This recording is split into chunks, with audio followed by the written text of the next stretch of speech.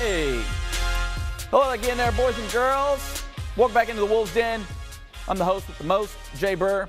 Boom, there you go. Throw it out there for me, guys. Make sure you follow me on Twitter, @TheJayBir. I'm a lively Twitter follow. I appreciate all the feedback, and I like the communication. So let us do that. You can communicate kind of your summations of the basketball season. We are finally into bracket play. Both the men's and the women's teams qualifying for this one, ironically both as 9 seeds. So they had to go on the road in the first round. So the first round, campus sites, and then everybody goes and parties up in New Orleans. But you got to make it to New Orleans first. So let's get to the men here as they travel to some familiar grounds in Mobile, Alabama. Well, there's the whole darn bracket there. But let's get to the matchup between Arkansas State and South Alabama. Both these teams fairly similar with things, scoring a little bit similar. South Alabama tends to put up a little more than what Arkansas State did. But you see Ty Cockfield doing Ty Cockfield things early in this one. In fact, his first 3 in this game made him the all-time single-season scoring leader in Red Wolves history. So hats off there, big fella. But this game initially is pretty close. It was a fairly back-and-forth affair. Nobody could really get anything going. In fact, really the shots weren't falling for anyone.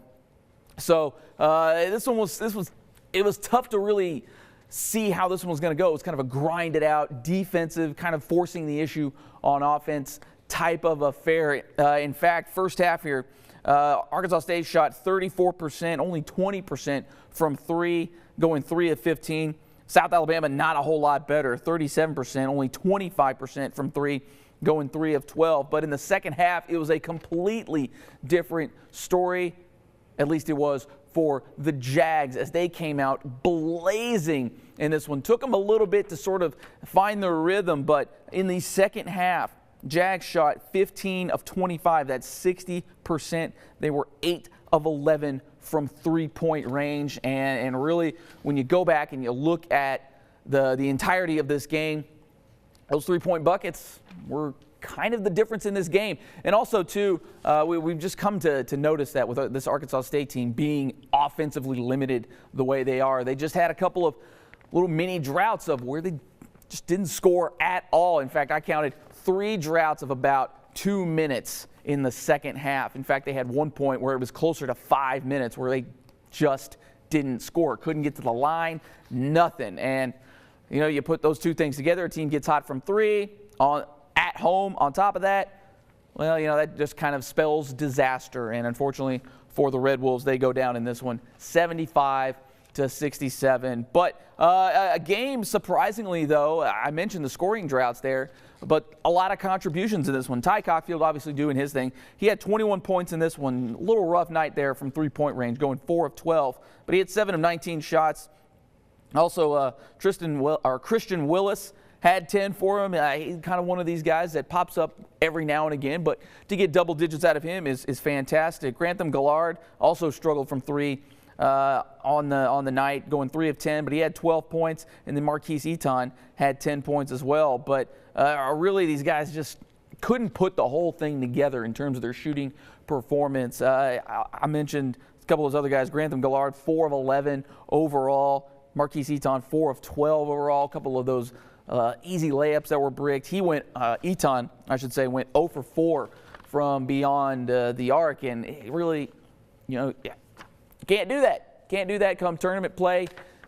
Cold shooting mixed with the other team hot shooting spells disaster. Again, Red Wolves go down there. So let's throw the bracket up there, guys. Kind of show you what's going on here in the Sun Belt in its entirety. So obviously the tournament is done for Arkansas State as they go down to South Alabama. On the other side of the bracket here, we had another game going on at the same time. Louisiana Monroe knocks off Appalachian State, so the 7 seed is moving on. So you got the top 8 teams moving on in this thing. There we go.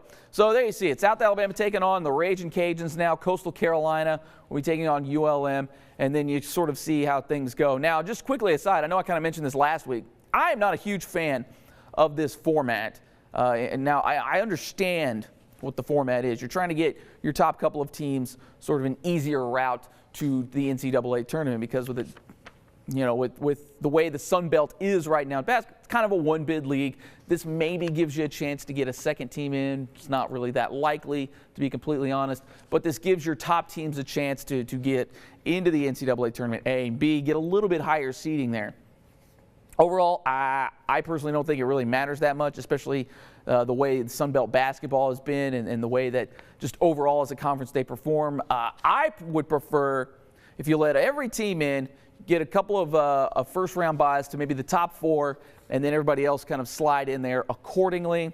And then that way, because you look at Georgia State and Texas Arlington there, you got to play 2 games at the most. I mean, what's the point of having the tournament if you're going to give your top teams that much of an advantage? Now, I understand they should get a little bit of an advantage for having a good regular season, but 2 games as compared to what South Alabama potentially or Louisiana Monroe have to do is win 5 games in this entire thing. And then even from now, it's 5 games in the course of a week.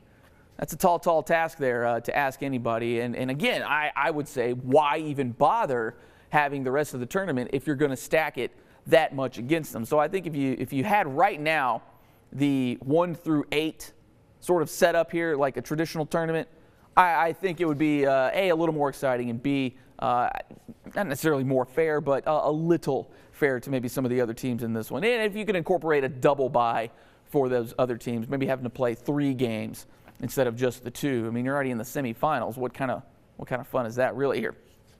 So there you go, my 2 cents on the Sun Belt tournament. And I also think they really need to pull it out of New Orleans because, as we, again, talked about a little bit slightly last week, they're just not really pulling the attendance in that one. And not to mention, it's not really in the heart of New Orleans down there, Lakefront Arena. So, that's just what I'm saying here. All right. So let's move over to the women's side of things. They played a little bit earlier in the week as well, taking on Coastal Carolina. Had to go on the road, and we were talking about how that was just going to be a little bit of a struggle for them, the way the seedings fell out. Have to go all the way to Myrtle Beach, which isn't the easiest place to get to, and then should they win, have to come all the way back into New Orleans. And really, this one also kind of a back and forth affair in this one. First half, real close.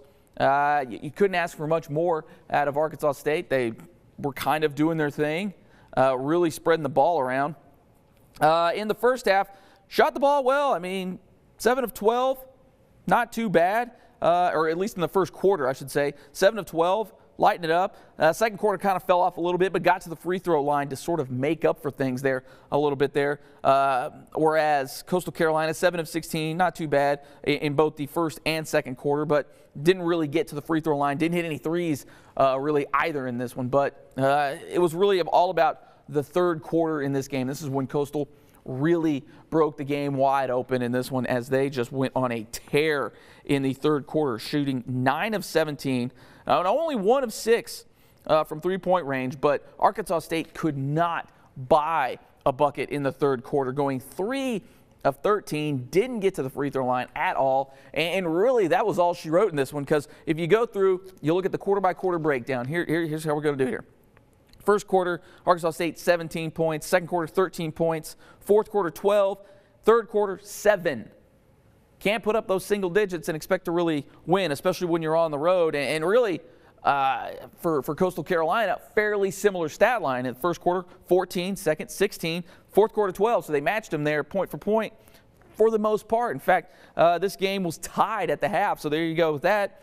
Same amount of points in the fourth quarter. That third quarter, 21-7. What do you do? That's all she wrote in that one. But looking at some of the stat lines here, Jaira Washington putting up 13, kind of what we expected, but a lot of gals getting on the stat sheet here in this one. Peyton Martin also putting up 8 in this one. Peyton Tennyson, Jada Ford also putting up 6 a pop. So it was sort of a group effort here in this one. But for Coastal Carolina, they just had more people put up more points, and that's really kind of, I mean, I hate to oversimplify things here, but that's really what it came down to, as their leading scorer, DJ Williams, not to be confused with an Arkansas football player there, had 16, Kayla Roche with 15, Nahiria Hamilton with 10, and also Asia Blunt coming off the bench. Kind of had a career night for her. You can't really account for that a lot of times, but this is March. She had 15 in this one, played a lot in this one. And they held them 4 of 14 from 3. They didn't shoot the free throws very well. Coastal going only 5 of 12, so that was kind of an advantage for Arkansas State in both of those categories. But really, it was just overall shooting. 18 of 52 for Arkansas State, 27 of 62 for the Chanticleers. So that's kind of where this one sort of broke down in this one. And again, it was one of these things where we've seen it all years, very similar to the men's team.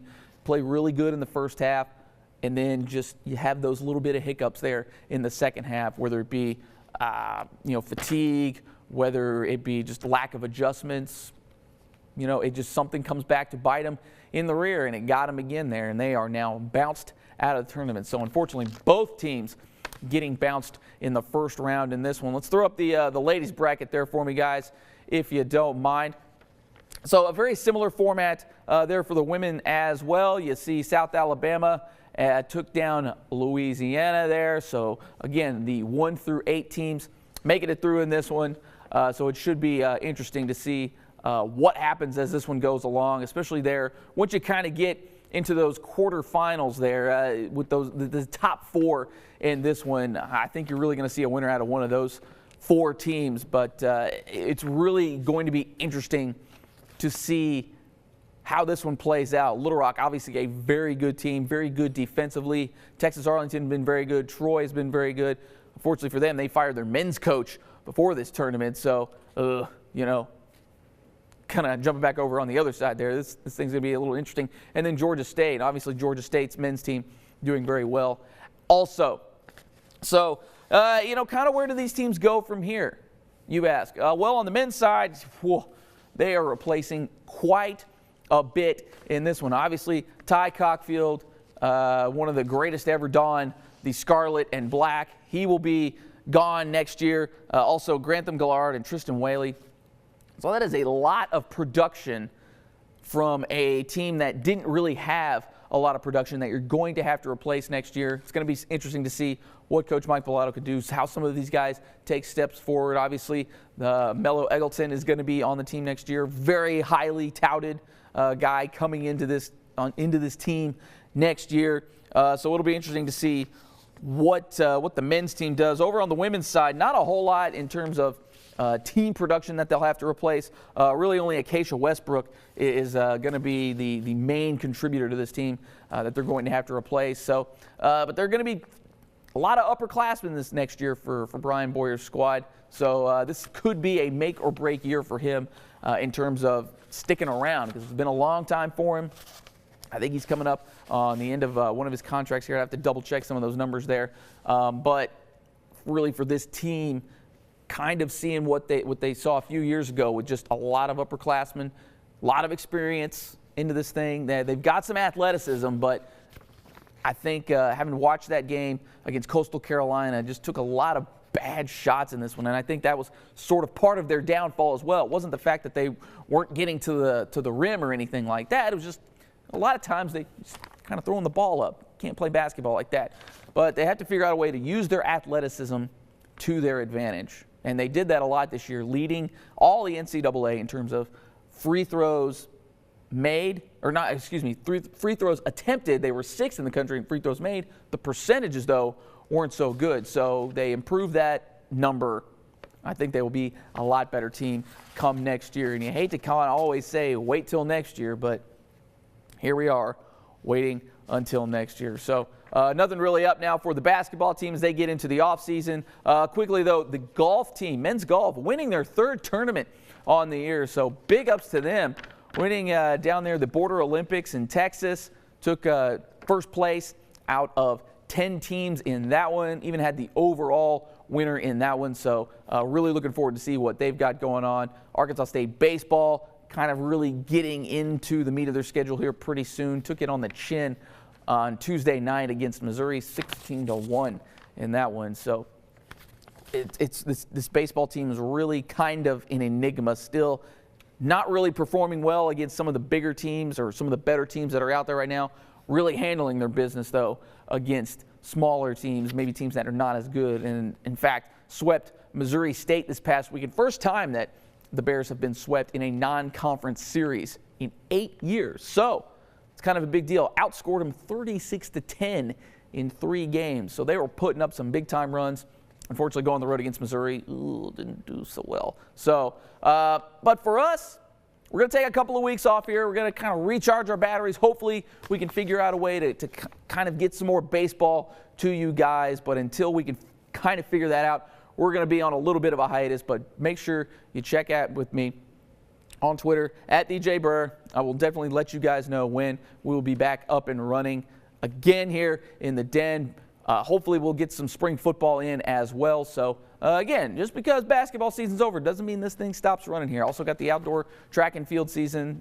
Arkansas State should be one of the favorites in both the men's and the women's side on that one as well. So I guess that'll about do it then. We will wrap this thing up here. Again, make sure you check with me here at Jay Bir on Twitter, also on some of our other accounts as well. We'll let you guys know when we will be back up and running. But for now, basketball season's over, but everybody else is still rolling, and we will now take this thing on out of here. So for all the cast crew here, we will thank you guys for watching, and we will see you next time.